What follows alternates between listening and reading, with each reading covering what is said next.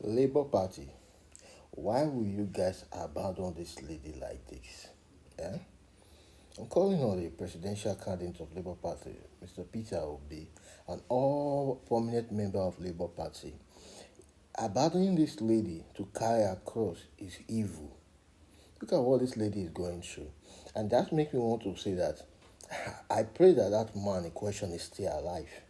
Because similar thing like this happened in Delta State when a friend took another friend to the sand beach, and before they got there, he had already connived with some men to wait for them at the sand beach. When they got there, they hold this man down, strangle him, um, do a lot of take his head off, and after they have actually kpai the man, they now start demanding money for the wife. It takes the intervention of one policeman who was very, very active. You can even see the video showing on top there. Take one policeman who was very active. He was the one that now later know that okay, something was fishing. He now went ahead and follow the case up before we were able to discover that they have already by this young man, and they were actually taking money for the wife, extorting money for the wife. And I feel this is exactly what is happening to this young lady now. Guys, listen to this young lady, and on your own, being human, be sympathize with this lady first before thinking about whether is your favorite candidate. I don't care whether it's your favorite candidate, but what Labour Party is doing right now is wrong. How can you abandon this lady when this lady needed you guys the most? Now, guys, watch this video and let me know your thoughts on it. The report I got was that the vehicle he was in was attacked by some armed hoodlums, and then he got kidnapped. So the party, via their spokesperson, the organizing secretary there in Anambra, one Clement Ojukwu, assured my family that they are in communication with the kidnappers. Right. So they came out to say, oh, it was a political kidnap, but they are communicating with him. They were campaigning regardless, even though my husband was missing. Right in the middle of it, I waited. The election came and passed. In the midst of that, my waiting, I went through all kinds of trauma. I had a miscarriage. I was in the hospital for so long. When I couldn't hold it anymore, and I started posting on social media, right, trying to get the attention of the right people. My mother-in-law called me and said the party has warned that all of these things I'm doing could get my husband killed. So the party wanted you to stop talking? Exactly. That I should just be silent. What's my gain if I keep making noise on social media, calling attention, and they just bring me the dead body of my husband? Because none of them ever called me. Right, we're speaking to your mother-in-law. Yes, right. I got the number. The organizing secretary didn't take my call. He didn't return it. He refused to talk to me. I don't know why. That's Clement Ojukwu.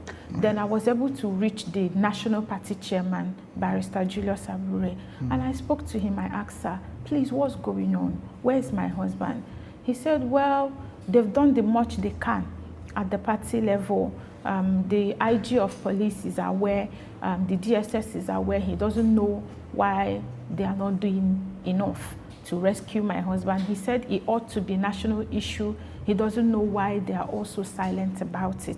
Then he went ahead to tell me that my husband's sponsor, that's the cousin, that he learned he's paying ransom, that the monies he paid via account details, that the police should go after those people and get them. So I appealed to him that, okay, how can you help me? How can you help us at the national level? What can I do from here? He said, well, I'm the one who wears the shoe and I know how it hurts. So in that confusion, I just ran to Abuja. I was sent to the IRT, the intelligence response team there in Abuja, under the command of Olatunji Disu then. They told me that they invited the organizing secretary for interview or interrogation, and he didn't honor the invitation. It was at that time I now started to understand that they were not even in control. And you came out to make a whole video press release about this, that you are in communication with my husband based on what somebody told you, that you are not sure. I found it difficult to believe. Then the person who drove my husband on that day came back unhurt. So when the IRT came to Anambra, they now were looking for the man who drove my husband on that day. The family came up with a story that the driver has been kidnapped himself. That's the driver's family, the one that came back and told you Yes, what happened. yes. His family now said he has been He kidnapped. has been kidnapped, and they are now looking for him as well. Some other person came and said he's the chief negotiator between the kidnappers and my family, claiming that he's delivering the ransom. So they said, okay, the driver is also missing. So I was able to get his details. I gave to the police. They started tracking, and they arrested the driver in Abuja. I don't understand. Like, how did he?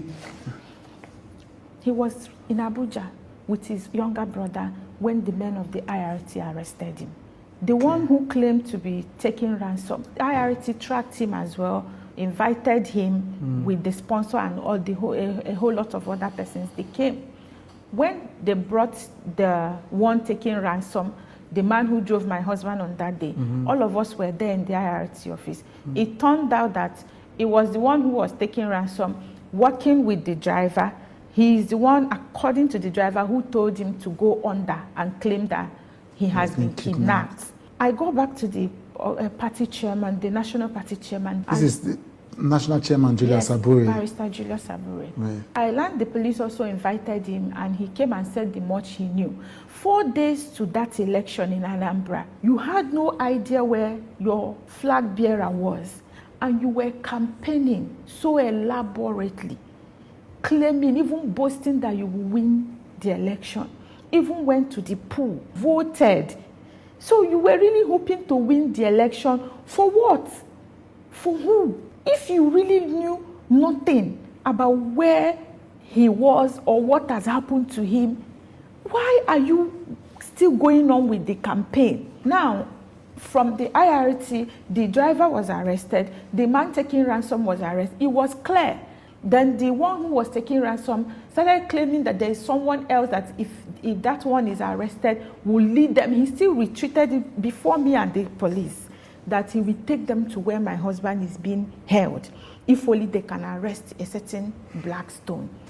And thankfully, the men of the IRT was able to arrest the guy, and they brought him. I was there too. When he saw him, he was, shocked. And then the story changed. This one said it's a lie. You don't know. They were just going back and forth. So I was lost that after all of this has been said before the IRT, these men were released on bail. The driver was released. I ran there when I heard. Why? They said, he was on compassionate ground. His father died. He was sick. And I'm like, you released him. The one who was collecting ransom and his colleague, they said they want to, I insisted, charge them to court. They said even if they charge them to court, court will grant. I said charge them to court. They charged them with misleading information and extortion. And of course, court granted them bail. They jumped the bail. The guy who was collecting ransom was threatening me from the other end. They would deal with me. They would show me. I started running from one end to the other. It was at that point I was able to find my way to Pastor Tommy's office. When I learned he had joined Labour Party, that was when Peter Obi also joined. Yeah. I went there, God being so kind. I just walked out with no appointment, nothing. I just met him. Prof. Pastor Tommy was able to help me reach Professor Charles Soludo. And he called me, and I explained my situation. Via his assistance, I met the Commissioner for Police in Anambra, Echeng. That was the Commissioner of. So guys, you guys see, I can't play the whole video. The whole video is way too long. So you guys can actually go on it and look for the whole video. But what I can say so far is that this is bad. Nigeria Police Force, all the intelligence unit, please, you guys should assist this lady. And those guys that were being arrested, that were extorting money for this lady, they should still be behind detention. Why did you guys allow those guys to go? These guys know something more than what they are saying. And God help this lady that the man is still alive. And as for His Excellency Peter Obi, this is the time you need to show Nigeria that it's not just coming on air and be giving big grammar. That's why I don't like people that speak too much grammar. Show working. I don't believe in too much grammar. Communicate. Let them know that this is what you are made of. You need to do something. You need to assist this lady. Not going to be breaking fast with Muslim. This is someone that connect to you directly. Go and see this lady, please. Huh?